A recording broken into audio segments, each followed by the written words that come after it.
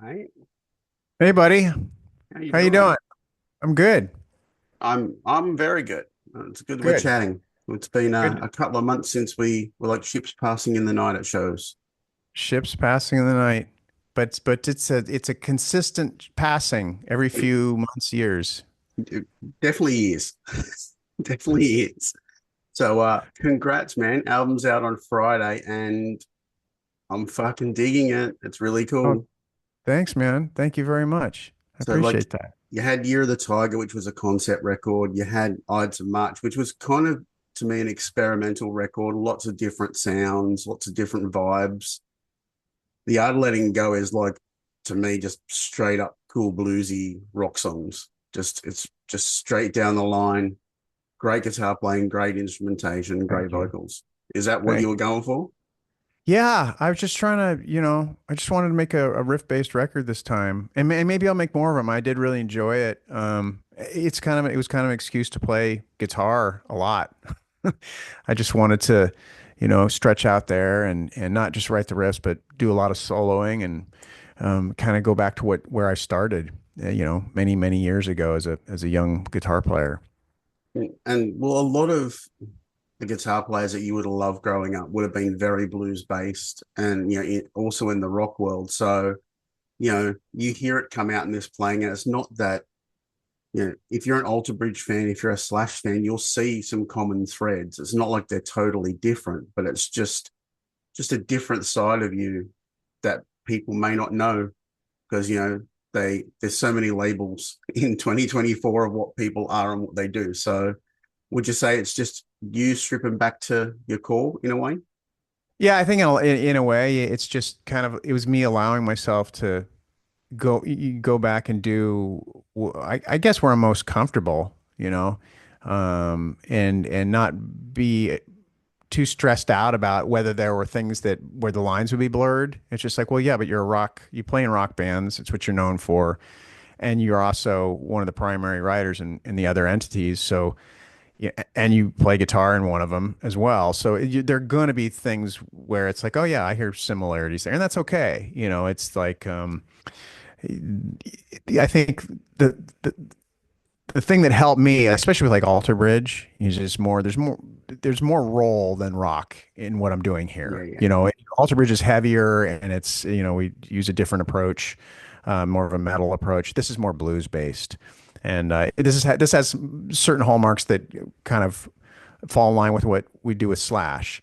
But I think that it's and the conspirators, but I think that the big difference is that without Slash, it's a very different formula, and he brings so much with what yeah, he does that I wasn't too worried there.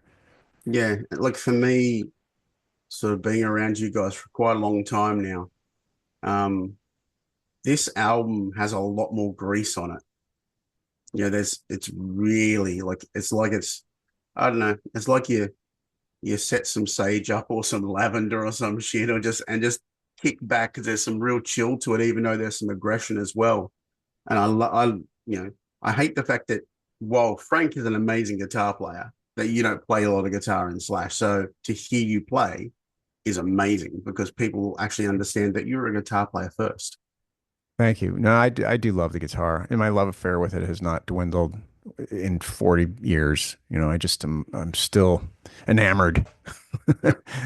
How much of your new T-shape got to run on this, the new signature model?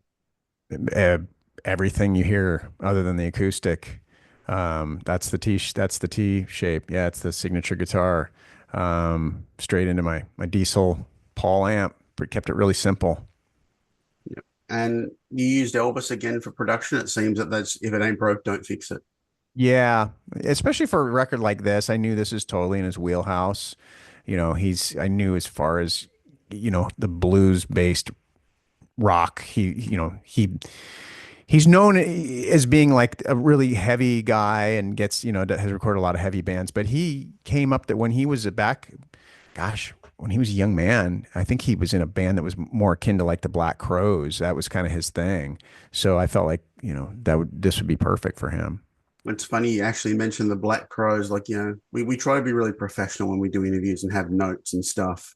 And I actually said like it's Miles with a bit of Zeppelin, a bit of that like Middle Eastern with a bit of Black Crows. Oh, cool. No, I Yeah, appreciate hearing that. yeah. Have you heard, what do you think of their new record? I haven't heard it in full yet. Um, it's bad because we get sent so much stuff, like so many media things. You've only got two ears and limited Right, time, so you sort of right. cherry pick. And I've listened to a few tracks, but I had the luxury of seeing them live not long ago when they were last here as well, and that sort of reiterates how amazing they are. So good. Yeah, like I agree. just Legit. I think they've gotten better. I agree. Yeah, the new record is exceptional. So yeah, you should check it out. I think Yeah. you'll dig it. So for me, what I know what I need to let go of as a human, what does Miles need to let go of? I need to let go of a lot of things. I think for me, it's just letting go of idealizing things and being attached to certain things and just understanding that, life is constant movement. Everything is constantly changing and nothing is static, and just accept that and don't fight it, Mhm. and that's something you learn with age. I think that I would have been a much happier young man if I'd discovered that early on. Yeah. Okay, so a few tracks for me on the album, like Mr. Downside, like wow, like so many like cool little Middle Eastern trippy vibes. Where'd that song come from for you? Came from it came from multiple sources. So I was in a dressing room in the front of house. I was out with Alter Bridge, and we were just warming up, and the front of house was playing, some music was blaring downstairs, and then some down the hall, somebody was blaring something, and the two sounds together just created this cacophony. And it was just like, what is happening? But out of that, kind of putting those two things together, I just heard this riff Yeah. and built on that, which is funny because I've talked with Mark about that before. Tremonti, and he's experienced the same thing where you'll hear all this stuff and it'll kind of just be the universe dropping a whole new idea onto you. So that's where that came up with, or that's where that came from. And then the lyric is about not seeing the glass half empty, and learning to be less of a pessimist. Yeah. Now, a lot of people have said that there's a couple of songs on the album that remind them of Alice Cooper. Um, That's yeah, wild. yeah, like Beneath the Veil and things like that. They reckon there's some Cooper vibes, whereas I just go, Huh. it's it's a bit of a vintage sounding Myles Kennedy song. Like it's got a vintage vibe to it. So Beneath Right. the Veil to me, like there's to me it's a little bit stripped back. So tell me a bit more about that song. Yeah, that's my favorite. So that's the song that I'm most looking forward to performing live because of the solo. You're getting to play a long, extended guitar solo. Yep. I'd love getting to do that. I think the it's kind of like a track like that you can definitely hear my 70s influences. Yep. You know, I'm definitely a child of, even though I was mainly a teenager in the 80s, but I was listening to a lot of 70s music, and Yep. you can sure hear it with that tune. Okay, I'm going to ask you one favor. When you play it live, it's got a big solo. You do need to go on one knee. That's the only prerequisite. It's a one knee solo. All right, maybe I'll try and remember that. It's a good idea. Yeah, I just even just do it once just to set the internet crazy. You know it'll go viral. I'll do it then. All right, cool. Um, Europe is a very big stronghold for not just Alter Bridge, but for yourself solo as well. And I know you've done some promotion over there. You're going to be touring over there. What is it that makes Europe stand out as a rock, continent? Well, I think that it could be like if you're talking about like the UK. Yep. So the special relationship with the UK and American blues music. But what they did is they were the first ones who took it and kind of put their own spin on it. Like I've been reading the Keith Richards autobiography and just hearing about how passionate both him and Mick Jagger were about American blues artists. And so in a lot of ways, they're kind of like ground zero for this blues infused high volume rock and roll, whatever that is. Yeah. They're part of the architects that whole area, and I feel like it's just in that world. It's in their DNA. You know, it's like it is very much. I've asked somebody about this recently about the difference between the U.S. and UK and how much they love rock and roll, and they're just like, well, it's just part of the culture here. And in the U.S., it's different. You know, it's there, but not to the degree that it Yeah. is in England. And a lot of people will ask me, like, why don't you think these bands tour Australia? And you yourself know it's not as easy as Europe, where you can get in a bus and drive 3 hours and be in a different country, you know? So I think that also plays a big part of it, that everything is so compact in the UK where you can play, I don't know, 5 different countries in 5 different days. Does that Yeah. help? Well, absolutely. I mean, Australia is a great rock and roll market. That whole part of the world is, but the problem is how spread out. That's what makes it challenging for, because a lot of it is just logistics and making it work. Yeah. And in saying that, has there been any offers for a solo tour yet? Not that I know of, but I hope, hint, hint. Hint, hint. I would love to come down there, as would the rest of the band. So I would, Yeah. that would be great. It's pretty hard though. You do juggle many hats, and I'm sure that you guys have to route things probably almost up to 2 years in advance, really. Yeah, two or three. It's a career. We're a nightmare for agents and managers, schedule wise. Well, so yeah, I think about, Starship Slash, there's 3 of them going right now. So Right. you're probably about to maybe even head into Alter Bridge territory soon for writing and recording. Mark's got his solo record. Like, the juggling is real. It's crazy. Yeah, with this with the Slash and the conspirators, they're gonna knock out their stuff, get it recorded and all that, and then I'll get in there when I have a window in between all this touring I have coming up. And then with Alter Bridge, yeah, we'll see how that all plays out. Yeah. Hopefully we'll get it done sooner than later. So you've said, you've got Mr. Downside, Beneath the Veil, all these great tracks. Is there any others on the album that you go, this is the one that's going to like open the set?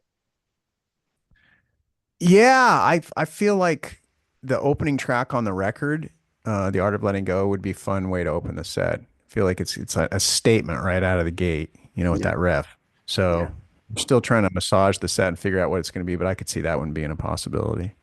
A lot of people don't know you're a very shy and reserved person, and they wouldn't tell by your videos, because your videos are absolutely hysterical. Who's the person that like drives the content there?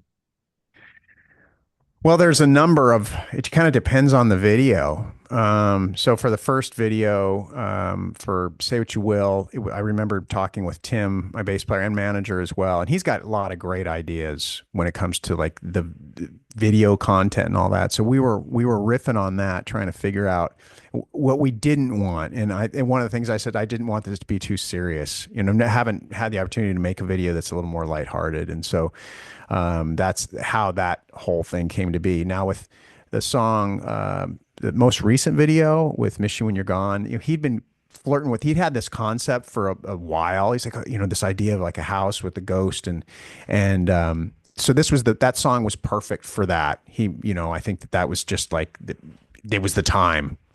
With when a lot of times when people come up with ideas for videos or movies or whatever they do, you find that you're waiting for the right song to go with it.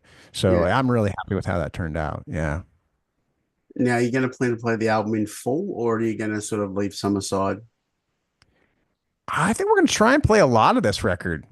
I like, we've already rehearsed 7 of the songs, so that's quite a bit. It's good. It's good material for live, and we kind of need it because a lot of the other records weren't um, written in a way where live as a 3-piece they translate as well, and this was written with that intention. Yeah. Well, I think you should, like, I know in that other band that you play in with the guy with the hat, he likes to try and play every single song off the record. Right? So I think you're just going to have to do it just to up him. Well, maybe you know what? With that said, then well, we're gonna have to keep woodshedding. You've got two now. Every song, one drop to one knee for a guitar solo. Drop to one knee. That's it. Andrew's requests. We got to get on it. I'll just start texting. You start texting when we're off. Send the request through. There you go. So what else is on for you? Like solo stuff. I know you do a lot of charity work. What's the rest of 2024 for Myles? Yeah. Well, this tour coming up starting in like 2 weeks. Yeah, we've got our Selena and I were part of starting this foundation, the Future Song Foundation, and we raise money for kids and people who want to play music who can't, get it nor under their circumstances, and that's been great. We've it's been around for about 9 years now, and so we'll continue to build that and work with that. But yeah, just touring. That's the immediate future. And are any of these songs, before I let you go, off the ill-fated, never released Myles Kennedy solo album?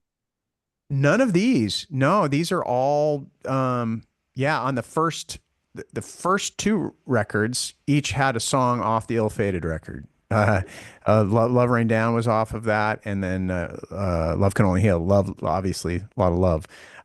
But yeah, this one is all, for the most part, fresh out of the oven.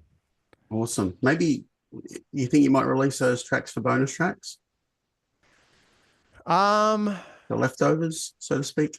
Maybe one day, yeah, or put together some sort of, yeah, like something. And the other thing is, I've got a bunch of songs that were recorded even for other records that Yeah. from the newer records. So I've got a lot of things in the vault that I would eventually like to release, maybe B-side record. Awesome, man. I'm going to let you go. Always good to see you. It was great to see you a couple of months ago. Promoters, we've asked. It's now up to them to deliver. All right, that's And awesome. and if not, I reckon I'll probably see you like in 2026. All right, brother. All right, Well, man. thanks for your time. Great questions. See you later, man. All Bye. right, take care, Andrew.